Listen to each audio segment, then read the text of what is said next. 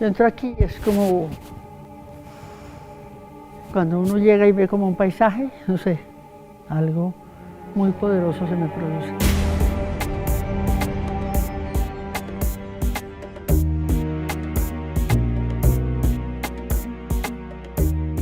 Mi nombre completico es Patricia Elia Ariza Flores. Soy santanderiana, soy de Vélez, Santander. Nací allá, pero realmente nunca viví allá.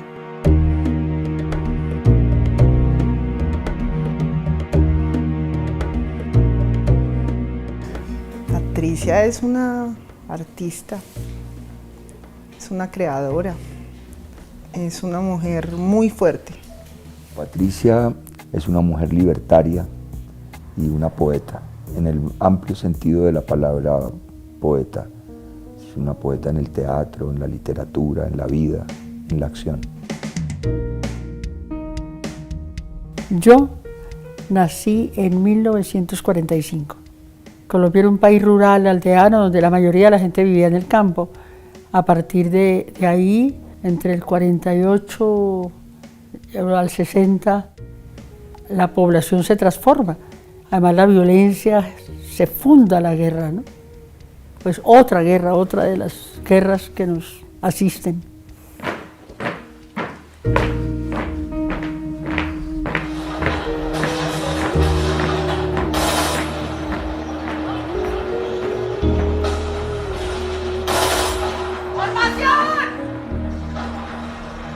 Mi papá hablaba de la muerte de Gaitán como una tragedia, la tragedia.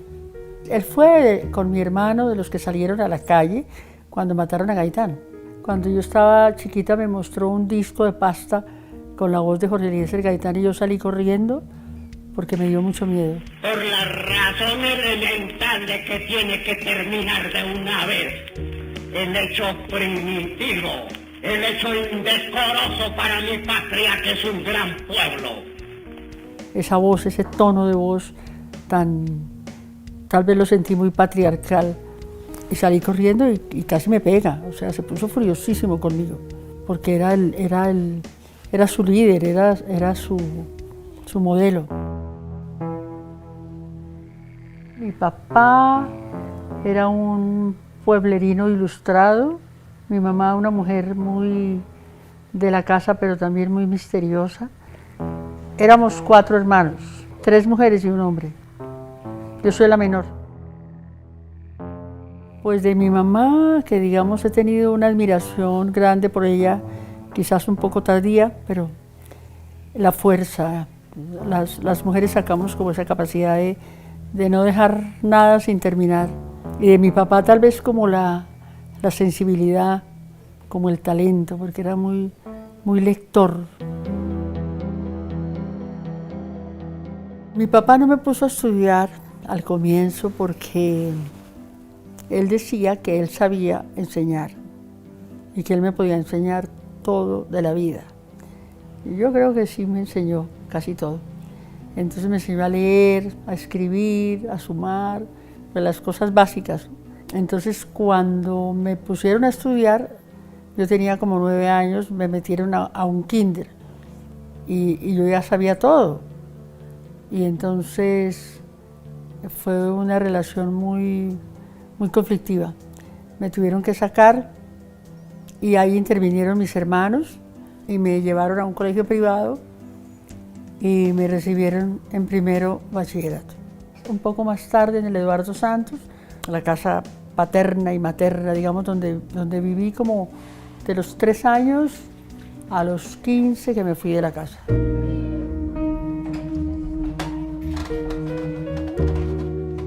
Pues, no sé, tuve una adolescencia muy rebelde, una rebeldía como que no sabía por qué, como pasa con todos los adolescentes, no entendía bien, pero tenía un malestar, porque mi hermano era muy lector, y empezó a volverse como muy interesado en el nadaísmo. Y había un periódico en El Espectador donde publicaban muchas cosas de Gonzalo Arango, y él y mi hermana hablaban de Gonzalo mucho. Y a mí me dio mucha curiosidad también. Yo me volví nadaísta 100%. Los nadaístas invadieron la ciudad como una peste, de los bares saxofónicos al silencio de los libros. Gonzalo Arango fue mi primer novio, yo lo llamé por teléfono y le dije, señor Gonzalo, yo lo quiero conocer a usted. Y entonces me dijo, claro. Y entonces nos encontramos por allá. Y claro, yo me quedé con Gonzalo y ahí pues empezó una historia de amor muy particular porque, o sea, lo que yo quería era como entrar a ese movimiento. Entonces él se encontraba conmigo, era por allá como en la periferia de la ciudad, y él decía que él no me quería presentar a los dadaístas porque me perdía. Y una vez él no me cumplió una cita, y entonces, ¿qué hice yo? Me fui al Café Metropol, un café que quedaba en la calle Junín, y entonces yo entré ahí y ahí estaban todos los nadaístas, y ahí los conocí a todos, y ahí me enrolé total. Yo fui nadaísta así, pero 100%. El nadaísmo era como una performance ambulante, porque la gente lo ve solamente como la poesía, que sí era muy valiosa, porque digamos fueron los que más se destacaron, pero el nadaísmo era una rebeldía. Cuando salíamos en Medellín a las calles, había una secreta admiración y un odio muy profundo. Las mujeres nadaístas tuvieron una participación en el nadaísmo muy sensible, primero porque eran muy lindas, muy jóvenes, incluso eran ellas quienes nos defendían de los ataques de los alebrestados miembros del Opus Dei, cuando nos buscaban para darnos con cadenas de bicicletas o aporrearnos, y ellas con cascos de botellas quebradas nos defendían de esos atorrantes. Yo escribía, pero de manera muy vergonzante, porque también eran muy machistas, pero en ese momento yo no era feminista todavía, entonces eso me parecía como normal también. Entonces yo escribía, como me pasó con las monjas, igualito con los nadaístas, o sea, la poesía escondida, hasta hace relativamente poco.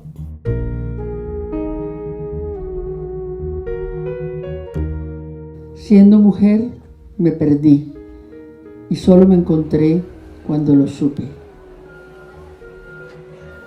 Pero yo seguía, después ya seguía yendo después ya como que me entré en el mundo artístico. Y cuando entré a la Universidad Nacional, conocí a Santiago García. Entré a artes, pero iba a clases de filosofía, yo era completamente diletante, yo ni siquiera sabía bien qué era lo que quería estudiar.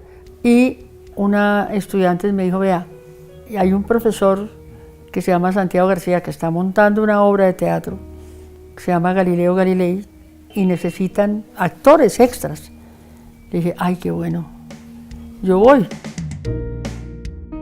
Entonces hablé con Santiago García y le dije que yo quería entrar. Me dijo, pues ya todos los papeles están. Me dijo, llegó tarde, pero si quiere, yo necesito una persona que me ayude a tomar nota del montaje.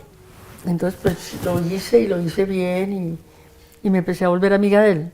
Santiago García es uno de los más grandes teatreros de América Latina y del mundo. Reconstruiremos ante ustedes algunas escenas del pasado, personas, personajes, sobre todo un personaje del pasado, pero que proyecta sus luces y sus sombras al futuro. Santiago, una belleza de persona, un hombre impresionante, increíble. Un hombre de rupturas. Él todo lo que construía era capaz siempre como de salir de la zona de confort. O sea, eso es ser un artista. Bien, entonces el programa para el día de hoy sería lo siguiente. Primero, Santiago García para mí es una persona que yo la defino como de verdad un genio por toda la sabiduría y por todas las obras que montó. Algo como Guadalupe años 50, dime tú dónde lo vas a ver. Comenzaron a llamar por los parlantes al señor Salcedo, Guadalupe Salcedo. Le dijeron que saliera con las manos en alto, doctor, que se entregara. que le iban a respetar la vida. Por supuesto, la Candelaria, pues en el referente teatral siempre era muy importante. Yo estudiaba en la Escuela Nacional de Arte Dramático. El maestro años atrás había sido el director de la escuela, y cuando él estuvo en la ENADA se desarrolló a nivel artístico de una manera impresionante. Entonces, por supuesto, el maestro y el grupo también eran muy importantes, y claro, para uno era una maravilla poder pensar en trabajar y en tener esa experiencia. Entonces éramos unos jóvenes admiradores profundamente del Teatro La Candelaria, de esos actores tan maravillosos con los que me logré encontrar, de ese genio que es Santiago García y de una mujer tan poderosa como es Patricia Ariza. Yo me fui a vivir con Santiago García, fue mi compañero muchos años, tengo una hija con él. Soy hija única y mis papás pues siempre estaban haciendo teatro, entonces me la pasé entre la trasescena del teatro, era como mi patio de juegos, los camerinos, las luces, viajaba con ellos mucho y sí, como mi familia también eran como los actores de La Candelaria, la pasaba con ellos. Santiago era ya importantísimo, cuando ya entró a la universidad era ya un maestro, y entonces se sale de la universidad a una locura, porque en este país no había teatros independientes. Entonces, ¿qué hicimos? Hicimos como unos bonos para vendérselos a la gente, para conseguir plata, para alquilar una casa y hacer teatro en esa casa. Entonces vamos a La Candelaria, a ver si nos abren la puerta.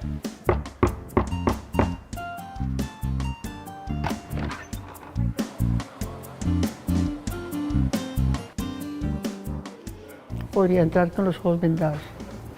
Esta es la famosa Candelaria. Aquí estoy yo cuando empezamos en La Candelaria. Estábamos montando Guadalupe años 50. Estaba jovencita.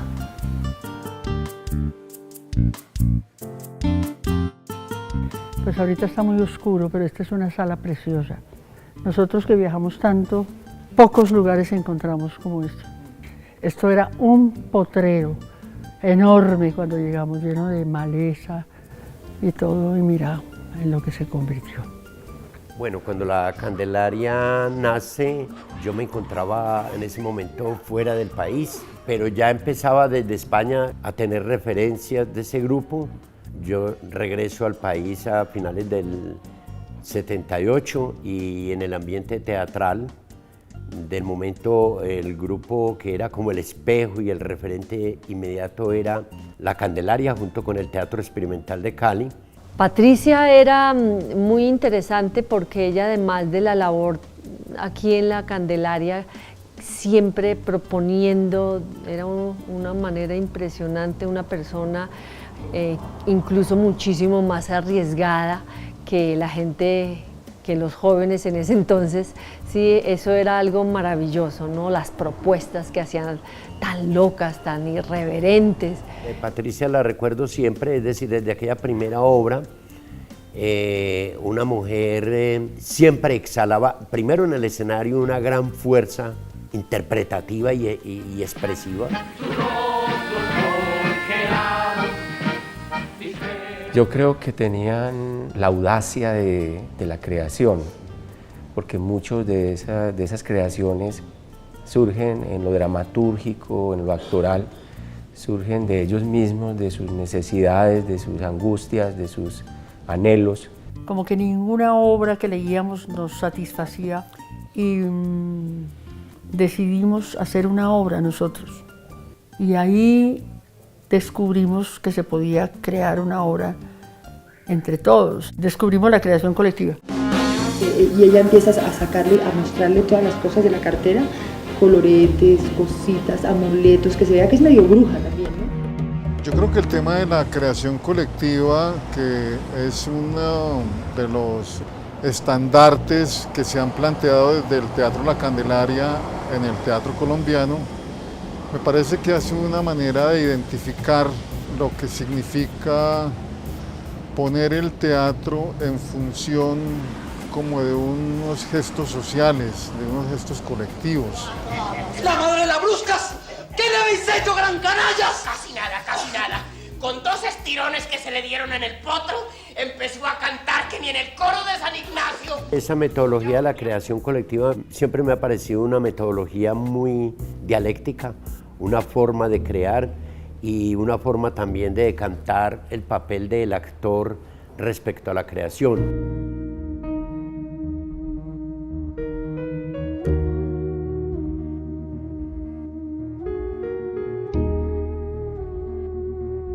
La creación colectiva es como una filosofía que nace de ese encuentro maravilloso entre el TEC y la Candelaria, no de saber, porque el saber en el arte es relativo, sino de comprender que se puede crear con el otro y con la otra. Es una metodología interesantísima, verdaderamente revolucionaria, porque transforma la jerarquía tradicional del teatro, donde hay un director o un productor que es el que manda, es el que decide, y de alguna manera los actores no son totalmente sujetos o sujetas de la escena. En cambio, en la creación colectiva eso es una revolución. La entidad grupo teatral se creó fue a la defensiva para protegernos un poco de la represión que existía en ese momento. Había una represión policíaca contra el teatro porque se considera que el teatro decía mucho. ¡Es el monstruo rojo! ¡Culebra venenosa que quiere invadir con sus ideas las mentes sanas de nuestro pueblo! Eso sí fue como un florecimiento del teatro colombiano, porque de alguna manera cuando alguien lo hace como que se demuestra que se puede. Entonces la gente empezó a conseguir casas viejas, a hacer teatros. Casi todas las salas son casas viejas, que en el solar, en la parte de atrás se han construido galpones, teatros, y entonces ya pues conformamos un movimiento. Nosotros no estábamos solos y eso llegó a ser muy poderoso en Colombia. Se llamó el Movimiento del Nuevo Teatro Colombiano. Pero como pasa en este país con todo, pues llegó la represión y fue muy duro. Patricia Ariza, representantes de la Candelaria y del TEC habían viajado a Florencia para realizar un encuentro con los grupos de teatro allá el 4 de enero. ¿Por qué se regresaron tan rápido? Pues nos tuvimos que regresar porque desde que llegamos al aeropuerto había un operativo militar impresionante, nos esculcaron, nos interrogaron.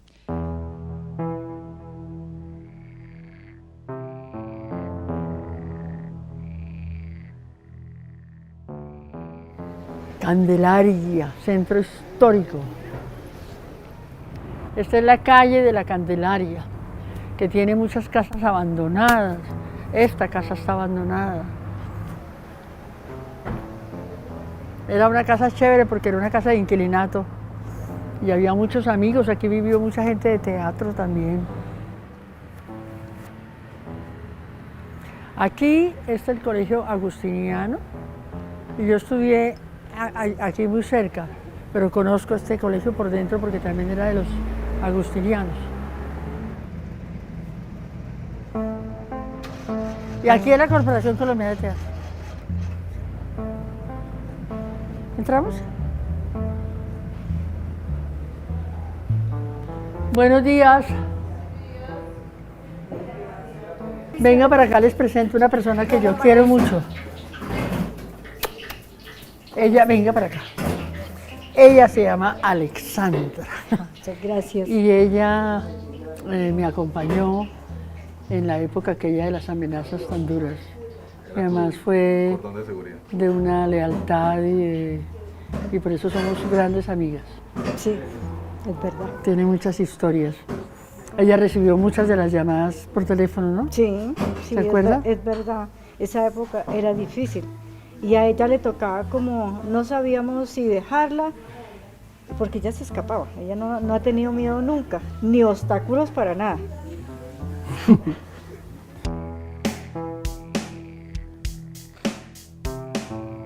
Cuando yo estaba tan jovencita, el temor más grande era que nos tomaran un fin de semana. porque entonces nos tocaba quedarnos allá sábado y domingo. Y si era puente, peor. Después apareció el Estatuto de Seguridad, que al que cogieran en una manifestación o algo así, 6 meses, y a varios los cogieron. Aquí yo alcancé a conocer, se llamaba Servicio de Inteligencia Colombiano. Claro, esto era una mazmorra, era como el DAS de la época, se llamaba el SIC. Yo alcancé a estar detenida ahí a la vuelta, pero solamente 3 horas. Recordemos que el Estatuto de Seguridad, que fue un estatuto que elaboró el gobierno en el año 1979, tremendo, donde suspendía todas las garantías constitucionales. En el informe que presentaba el Ejército al alto gobierno mencionaba el teatro como una de las artes más peligrosas y que más había que reprimir por la razón de que era un arte que se podía hacer con pocos medios, lo podía hacer cualquiera, y que en un auditorio el actor tenía mucha influencia, puesto que allí en el escenario no había una representación del hombre, sino que era el hombre real comunicándose con la gente.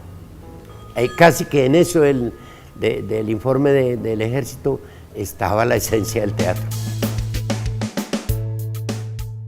Pues yo creo que el teatro es el teatro. Los teatreros son los que toman la opción de escoger los públicos, digamos, de seleccionar su actitud con sus obras frente a la vida. Entonces nosotros le debemos mucho al público popular. La Candelaria nació allí, nació con el público de Provivienda, del barrio Policarpa, nació también con un convenio con las centrales obreras. O sea, por primera vez en Colombia empezaron a ir obreros al teatro, a ir trabajadores, a ir la gente que no tenía ninguna posibilidad de acceder, porque nosotros fuimos a esos lugares. Era el año 1985 y estábamos todos ilusionados con el proceso de paz. El país entero estaba a la expectativa. Los artistas nos reunimos, nos constituimos en Artistas por la Paz y resolvimos hacer una jornada o hacer jornadas en todos los sitios donde el conflicto era más agudo. Entonces hablamos con ellos. Nosotros hicimos una primera jornada por la paz en 1985. Colombia se llenó de palomas, impresionante fue eso. Y Belisario Betancur nos prestó un avión Hércules y llevamos 100 artistas al Caquetá y en esos artistas iba todo el mundo. Desde los artistas más de izquierda, intelectuales, Gloria Sea, bueno, todo el mundo estaba allí, obispos de todo. Y allí estuvimos pintando murales, haciendo teatro. Y era la época de la UP. Pues es que yo fui fundadora de la UP, era la encargada de cultura. Y como era un momento tan distinto, pues en esa comisión de cultura de la UP estaba la intelectualidad colombiana toda. Y muy cerca de nosotros estaban muchos directores de teatro, escritores. Entonces había un movimiento cultural cercano a la UP, digamos. Era un momento de cambio, entonces el alma de la gente era distinta, la cultura era distinta, la actitud de la gente era distinta. O sea, nosotros citábamos de frente un acto de la UP y se llenaba de artistas, de intelectuales. Hoy en día eso no sucede, pero también hay razones, porque también han matado muchos artistas, muchos periodistas, Entonces, pues eso, una sociedad se demora en volver a recuperarse de esos golpes tan brutales. Algunos seguimos, y pues con mucho dolor y con muchas dificultades. A mí lo de la UP me costó casi morirme, no de balas, sino de tristeza. Y sí, es la muerte. El techo del miedo está en la muerte.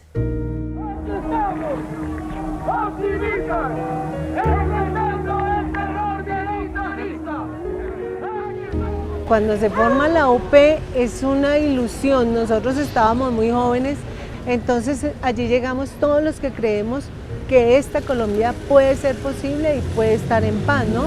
Y pues qué mejor con una posibilidad política de la cual nos pegamos muchos jóvenes ilusionando la paz de este país, con otro matiz, con una Colombia de colores. Mi bandera de UP ya está lista. UP es un Él es Jaime Pardo, Leonardo Posada, Bernardo Jaramillo, Mero contemporánea. Nelcy Hoyos, y esto es una carta que me envió mi amigo cuando se fue al exilio, porque pues lo estaban amenazando de muerte por ser de la Unión Patriótica. Ahorita vamos a presentar Antígona, Tribunal de Mujeres, una obra de creación colectiva, de donde estamos las mujeres de los falsos positivos, falsas judicializaciones y dos compañeras de Unión Patriótica, del genocidio contra la Unión Patriótica. Unión Patriótica nació de los acuerdos de paz entre el gobierno de Belisario Betancur y las guerrillas de las FARC. A la Unión Patriótica la exterminaron por ser una alternativa real de poder y de gobierno. El trabajo que nosotros hacemos con la gente que ha padecido la victimización de esta guerra es una memoria dialéctica, conflictiva, que cuenta las esperanzas, las derrotas y las tenacidades de un pueblo. Dice, se veía venir la guerra sucia contra la Unión Patriótica, pero todavía ninguno de nosotros imaginaba siquiera su dimensión apocalíptica. Un día, ya avanzada la matanza de dirigentes sociales en las regiones, apareció en los medios una lista de artistas e intelectuales amenazados. Éramos 34. Hay también, además de las víctimas reales, también fueron víctimas nuestros hijos.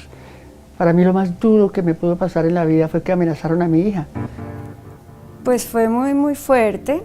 Yo pues era adolescente y pues como adolescente no quería como enterarme mucho de lo que le pasaba a mi mamá, que era como ella estaba con guardaespaldas, amenazada, pero digamos yo trataba de seguir mi vida normal, pues dentro de lo que se podía. Pero en una ocasión pues me amenazaron a mí, yo salí a una fiesta y llamaron a la casa de mi mamá a decir que me iban a matar, que yo estaba en una dirección donde me había quedado a dormir en la casa de una amiga, donde yo sí estaba. Entonces pues mi mamá entró en pánico horrible porque yo sí estaba sola, yo no tenía guardaespaldas ni nada. La saqué en 3 días del país. O sea, lo que pase con uno, de alguna manera, pues uno responde, ¿no? Así sea tan injusto y tan atrabiliario, pero yo sabía por qué era, pero ella no sabía por qué era, ella no entendía nada. Pero si en el evento de que el enemigo lograre arrebatarnos nuestra vida, bienvenida la muerte, porque sabemos indiscutiblemente que al caer nosotros de la unión de jóvenes patriotas, saldrán los que nos deban representar, los que nos deban reemplazar, los que sigan dirigiendo lo que el pueblo quiere, una Colombia feliz, llena de esperanza. La matazón que hubo contra el comunismo en este país, o que hay, produjo una gran desbandada y una desorganización, pero también la necesidad de pensar de otra manera, la rebeldía para que no nos maten.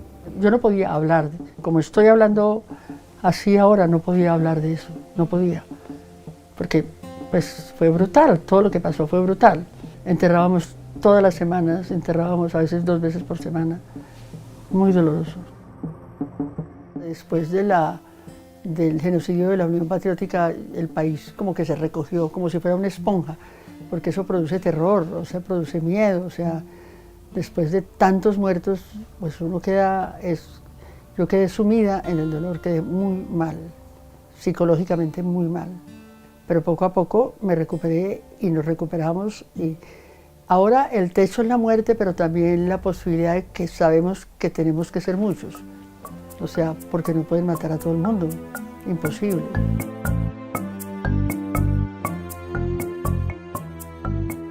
Pues yo pienso que ella siempre se está reinventando y siempre pues le pasan cosas fuertes y sobre todo ese momento tan duro, pero yo creo que todo ese dolor y precisamente un artista lo transforma, entonces yo pienso que eso también es como su mérito, como que todo ese dolor y todo lo logra transformar en arte.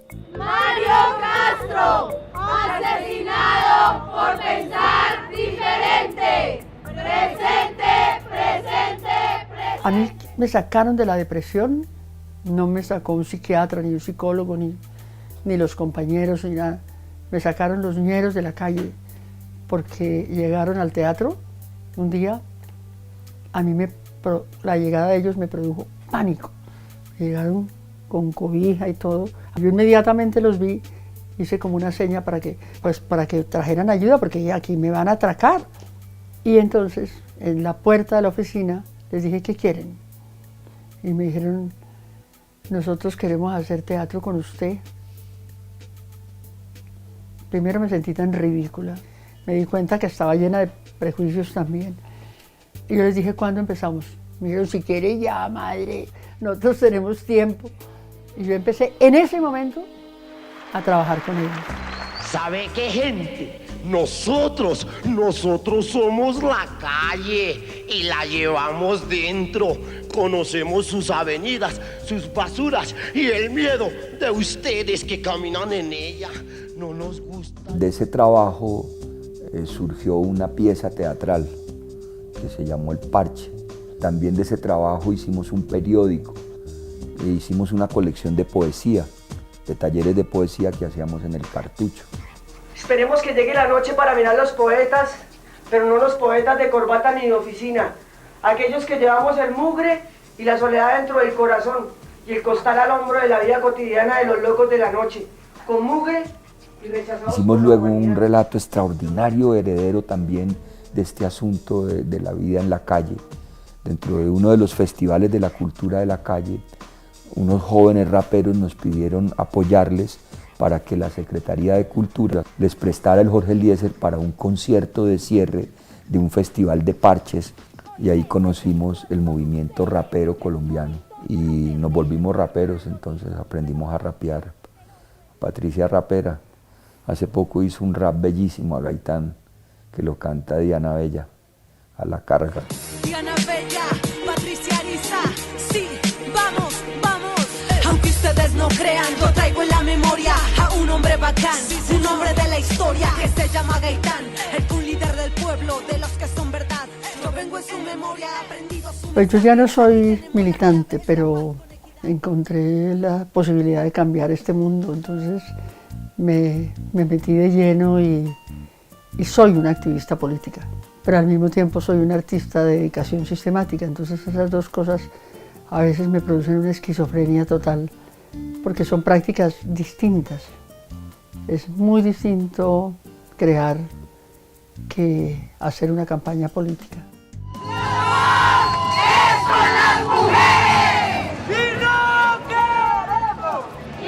Patricia tiene esa potencia, puede combinar, articular y poner a funcionar esos roles, son roles distintos, es el rol de artista con el rol de la militancia política, y entonces hace y trabaja de manera incansable, obsesiva, porque los partidos políticos y los dirigentes políticos se interesen por el arte, les importa el arte, vean en el arte una dimensión transformadora de la sociedad. Mi sueño en la tierra, de este país que yo amo. Desde las 5:30 de la mañana dimos comienzo a esta siembra de la esperanza. Hemos logrado poner en esta gran mole de piedra y de cemento la naturaleza viva de Colombia. Siembro y canto en la plaza. Esta guerra nos desplaza. Patricia Ariza, por donde pasa, moviliza. Parece que impregnar a la gente de lo que está pensando, de lo que quiere mover, de movilizar comunidades. Una de las cosas más maravillosas de Patricia es que ella se propone algo y uno a veces dice, eso es imposible, Patricia, eso no se puede hacer, y ella dice, no, eso se puede hacer. Y se hace. La mitad de las personas que trabajan en la obra son víctimas del desplazamiento forzado. Y la otra mitad son artistas, en su mayoría de dedicación sistemática al arte. Ella es muy buena para romper protocolos y romper todas las cosas lineales. Para Patricia no existen son las derivas todo el tiempo. A mí eso me encanta de Patricia. Patricia le encanta la calle y Patricia le gusta gritar allí donde nos vean, no a nosotras sino a los demás. Y Patricia nos ha llevado a la calle a hacer performance, manuelas en la calle, en la Plaza de Bolívar, con 300 mujeres.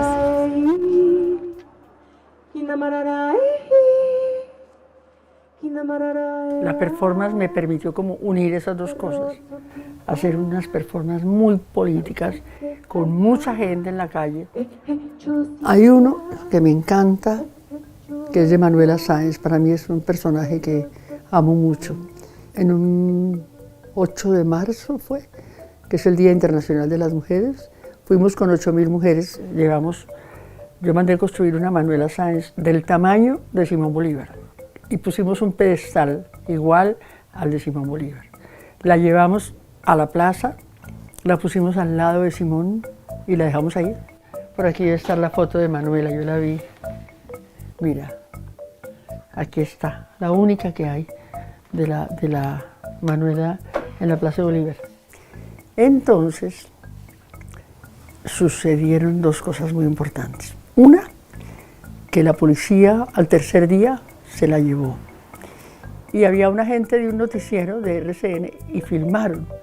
Entonces se la llevaron y la estatua la metieron en una radiopatrulla. Y como no cabía porque tenía una falda muy ancha, entonces la cogieron a golpes. Miren a Manuela, sin un brazo y sin la falda. Oye, ¿cuándo la traen? El martes llega. Y el pedestal no lo devolvieron. La Manuela no la devolvieron y mañana o pasado mañana va a estar instalada en el techo de la corporación. Le mandamos reponer el brazo. Eso hace mucho tiempo, eso fue como en el 2008, creo. Llegó la pola. Claro, llegó la pola. Y hay que sacar la bandera. Llegó la pola, ¿se acuerdan que estuvo en la pola? Manuela Sáenz. Eras como una tigra herida. Te imagino abotonándote la casaca de franela sobre los encajes de seda. Te sueño a caballo secándote las lágrimas y te veo encerrada pintándote un bigote en el espejo roto para que te aceptaran como soldado raso. Eras frágil y tal vez por eso te enrolaste. Te escribo a más de 2 siglos de distancia para pedirte el sable. Quisiera que volvieras a cantar en francés los versos de amor en la ventana y que fusilaras de nuevo a los muñecos imaginando que lo podías hacer con los traidores. Te veo bebiendo chicha con la soldadesca y me conduelo de ti, Manuela Sáenz, pero sobre todo de mí, porque este lugar del mundo donde nací y me crié sigue siendo el más traicionado de la historia.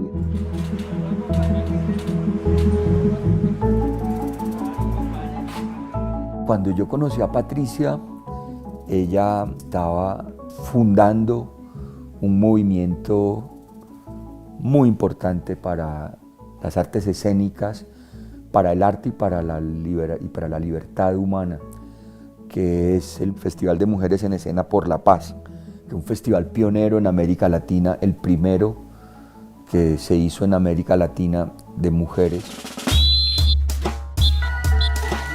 Estamos dentro del Festival de Mujeres en Escena, un festival que tiene 21 años ininterrumpidos de hacerse. Se hace para reconocer el trabajo de las mujeres, actrices, dramaturgas y directoras, las mujeres de teatro, pero no solamente eso, también es un compromiso de las mujeres por la paz. Llevamos 30 años haciéndolo. Nace porque a mí me pidieron del gobierno hacer una lista. Surgió porque me pidieron hacer una lista de los directores y los dramaturgos de Colombia. Y yo la hice muy juiciosa.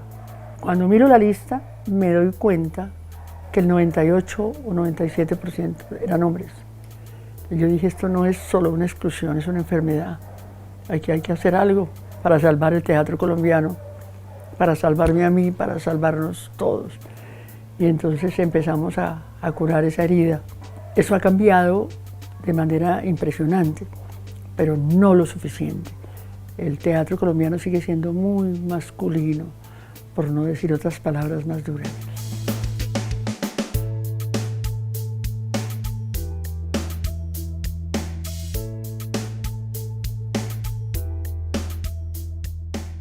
Yo siento que Patricia con el Festival de Mujeres permitió precisamente visibilizar el papel de la mujer en las artes, no solamente en el teatro.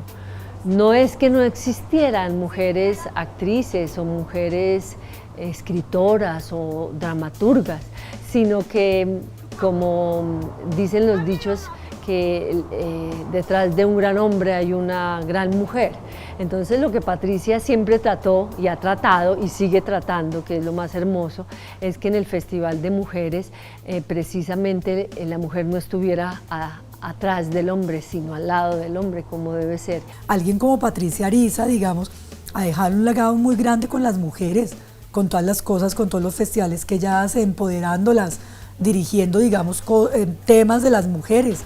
Es una mujer a la cual yo respeto y a la cual admiro por todo ese empoderamiento que tiene y por todo lo que hace.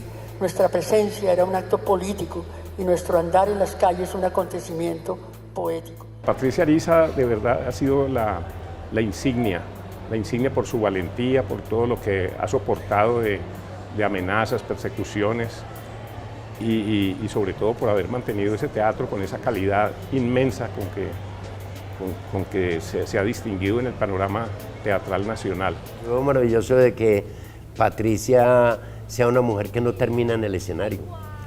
Yo creo que ella ha hecho de su vida una militancia, ha sido una mujer guapa, guerrera, y creo que no se ha limitado a interpretar papeles en un escenario, sino que ha tomado el mundo entero por un teatro.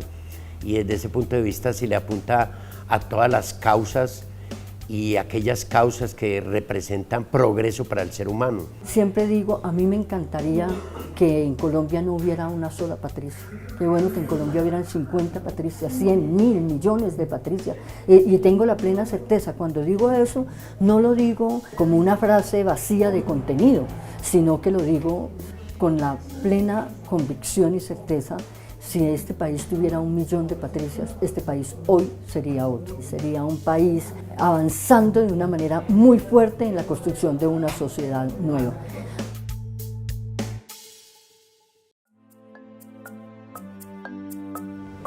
No me voy a jubilar. Yo sé que la rutina me mataría en muy poco tiempo, salvo que ya no me pueda mover, no pueda caminar, y sin embargo podría escribir. O sea, de ninguna manera me voy a dar por vencida, no. A no ser que me venza la vida, pero no.